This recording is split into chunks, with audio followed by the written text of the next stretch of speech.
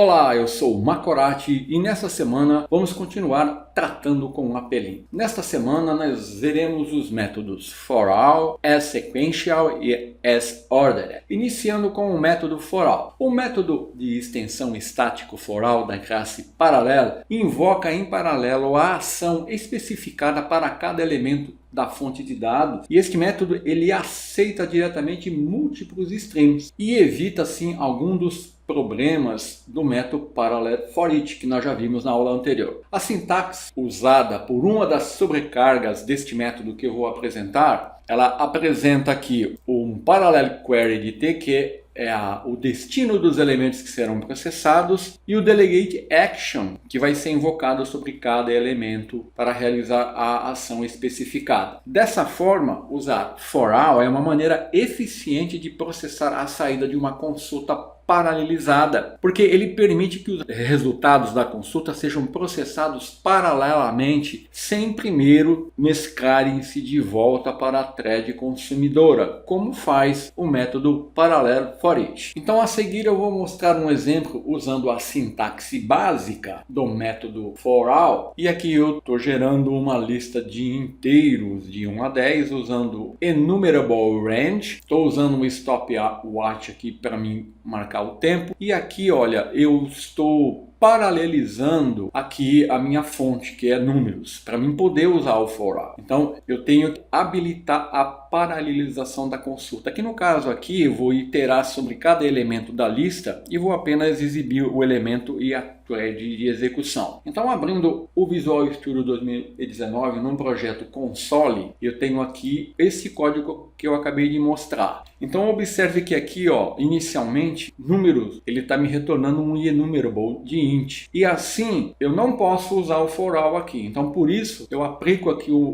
a cláusula asParallel para paralelizar aqui a minha fonte de dados, sobre a qual eu vou atuar usando o for each. Então eu vou ter um parallel carry de T, que no caso aqui vai ser meu int. Então PQ vai poder receber agora e usar o método for all. E aqui eu estou usando essa sobrecarga do método que eu acabei de apresentar. Então aqui vai ser a minha fonte e aqui está o meu delegate action, que eu vou iterar sobre a lista em números, exibir um número. Aqui eu poderia realizar qualquer ação sobre essa fonte de dados, né? E ela seria executada em paralelo. Então, executando aqui esse programa, nós veremos o seguinte resultado. Olha aqui, ó. Observe que aqui, ó, a ordem de execução ela não é mantida, ó. 4, 3, 6, 9, 5. Então esse é o padrão da Plink. Então a seguir eu vou mostrar um outro exemplo de for all, só que agora ele vai estar iterando sobre o resultado de uma consulta. Então aqui, ó, eu já estou usando uma sintaxe onde eu estou gerando uma lista de números de 1 a 10 usando enumerable range, só que aqui eu já estou paralelizando a consulta. Então aqui quando eu uso a cláusula asParallel, eu estou habilitando a paralelização da consulta. Então ele vai me retornar aqui, ó, um parallel carry de T. E aqui na consulta eu estou iterando aqui, montei uma consulta sobre essa fonte de dados, onde eu estou retornando apenas os números pares. Calcular aqui, ó, é um método que eu estou usando aqui apenas para exibir a thread de execução e para dar uma pausa de 2 segundos, né? Para assim eu poder acompanhar. E depois eu estou iterando sobre o resultado dessa consulta, exibindo o item e a thread de execução. Então esse seria um outro exemplo de for all iterando sobre o resultado de uma consulta. Então, voltando aqui para o nosso projeto no Visual Studio 2019, agora eu tenho aqui, nesse projeto aqui, eu vou colocá-lo como o projeto a ser executado, e aqui eu estou definindo aqui, ó, a cláusula asParallel na minha fonte de dados, que é uma lista de 1 a 10, olha, ao tipo parallel carry de int. E aqui eu estou retornando apenas os números pares, ó. O resto da divisão por 2 tem que ser igual a 0. E calcular aqui, ele apenas está exibindo a thread e está gastando um tempo. E o método for all está iterando no resultado da consulta, que é também do tipo parallel carry. E vai exibir cada item. No caso aqui vai ser o resultado da consulta, que vai ser os números pares. Então, executando aqui, olha, eu vou ter esse resultado, percebeu? Ele iterou e agora ele calculou e exibiu 6, 2, 4, 8, 10. Observe que novamente aqui, ó, como comportamento padrão, eu não mantenho a ordem, que é o padrão Pelin. Então agora nós podemos fazer uma comparação do for each visto na aula anterior com o for all que eu estou mostrando nessa aula. Eu estou me atendo apenas aos conceitos básicos do for all, não estou indo muito a fundo, porque senão a aula ficaria muito longa. Então no for each, quando a consulta é iterada usando o for each, né, cada iteração ela é sincronizada na mesma thread para ser tratada uma após a outra na ordem de sequência. Os resultados serão mesclados na thread consumidora. Esse é o comportamento do for each. Já o for all, ele permite que os resultados sejam processados paralelamente sem que primeiro sejam mesclados de volta para a thread consumidora. Percebeu? Olha aqui o for each. Ele mescla os resultados. O for all não. Então o for each ele é indicado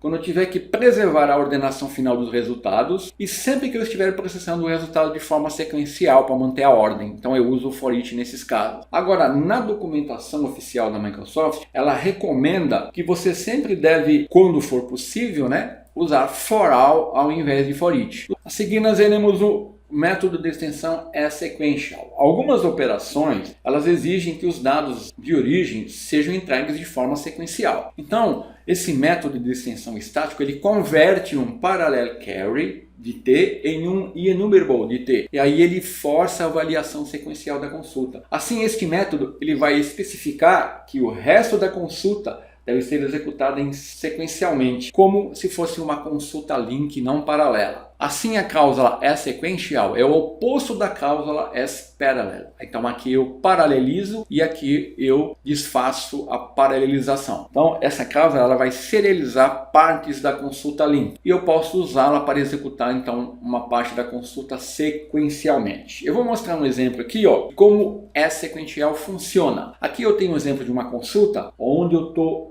mesclando aqui as cláusulas parallel, sequential e parallel. Vamos ver como vai ser o processamento feito para essa consulta. Nessa figura eu estou mostrando isso. Então, a cláusula select ela vai ser executada em paralelo, porque eu estou usando parallel. Já as cláusulas where e order by vai ser executada sequencialmente. Aqui eu apliquei a cláusula sequential, where, order by. E o group by vai ser novamente executado em paralelo, porque eu estou usando aqui o parallel. Então é assim que funciona o processamento, onde nós podemos mesclar parallel com sequential. Então apenas para mostrar um exemplo básico, aqui eu tenho um array de strings com o nome de algumas linguagens, e aqui, olha, eu estou gerando um array, um enumerable de string na variável resultado, e onde eu estou usando aqui, ó, parallel, estou ordenando. Então essa consulta aqui, ela vai obter aqui as strings que contêm a letra H. No caso aqui vai ser Python, C#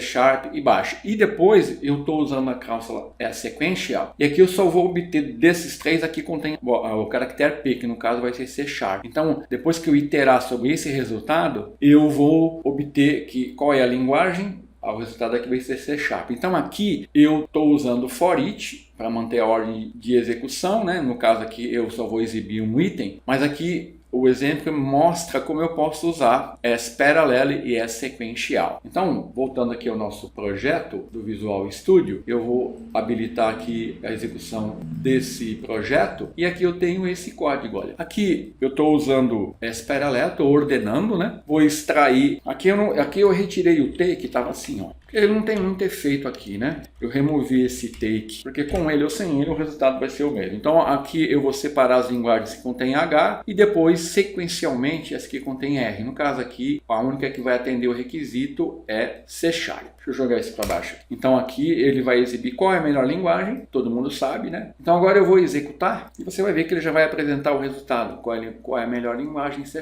Então esse seria um exemplo de uma consulta onde eu estou mesclando parallel com sequential. Eu posso fazer isso tranquilamente. E para concluir, eu vou apresentar o método order. Esse método ele permite o tratamento de uma fonte de dados como se estivesse ordenada. Então ele permite eu substituir o padrão plink, que é sempre de não ordenação. Eu já expliquei por quê. O plink ele visa o desempenho e a ordenação ela tem um custo. Então, por padrão, o plink não faz ordenação. Então, se eu quiser permitir o tratamento de uma fonte de dados como ela se estivesse ordenada, eu uso o método asOrdered. Ele pode ser chamado em sequências não genéricas que é retornada por asParallel, Parallel Enumerable Range ou Parallel Enumerable Repeat. Então aqui eu tenho um exemplo bem simples, onde eu estou gerando um intervalo de números entre 3 e 100, e aqui eu estou definindo uma consulta, eu estou paralelizando a consulta, e aqui eu estou usando o método asOrdered. Então ele vai me retornar aqui o resultado dos números cuja divisão por 3 foi igual a 0. E aqui eu estou usando o for each para executar sequencialmente o resultado e manter a ordem de execução. Então eu vou mostrar essa consulta agora para vocês aqui. Deixa eu vir aqui no projeto asOrdered.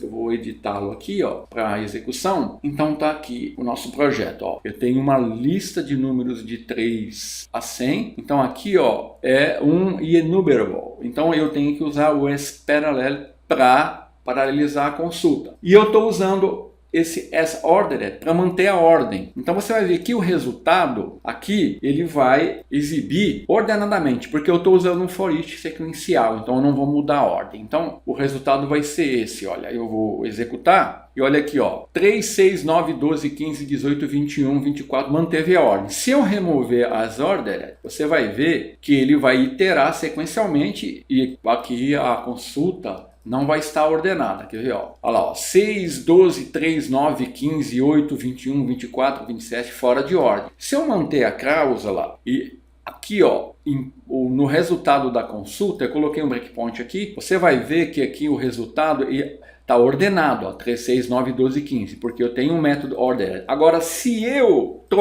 vir aqui e trocar a iteração no resultado, substituindo o for each sequencial pelo for all que nós vimos na Parallel Query, para exibir cada item do resultado dessa consulta, nós vamos ver que aqui não vai estar ordenado. Então é isso que eu vou fazer a seguir. Olha, eu vou comentar esse for each aqui, vou iterar no Parallel Query, vou dar um for all. Então aqui eu vou ter o resultado da consulta. Aqui seria o meu Parallel Query de T. E agora eu vou definir o Delegate Action. Então eu vou definir aqui os meus itens e vou dar um console write line aqui, onde eu vou exibir aqui o item. Vou dar um espaço aqui, né? Aqui eu não tenho esse aqui e coloco o ponto e vírgula aqui. Pronto. Então agora, diferentemente de estar usando um for each sequencial, eu estou usando um for all. Dessa forma, você vai ver que, embora aqui eu tenha um resultado ordenado, quando eu processar, eu não vou ter mais a ordenação. Então eu vou executar. Deixa eu tirar esse breakpoint daqui. Percebeu? 66, 69, 72, 75. Tá vendo? 6, 3, 2, está desordenado. Então esse é o comportamento do asOrdered, do for all e do asSequential, que são métodos de extensão da plink. Então era isso para esta semana e na semana que vem nós continuamos.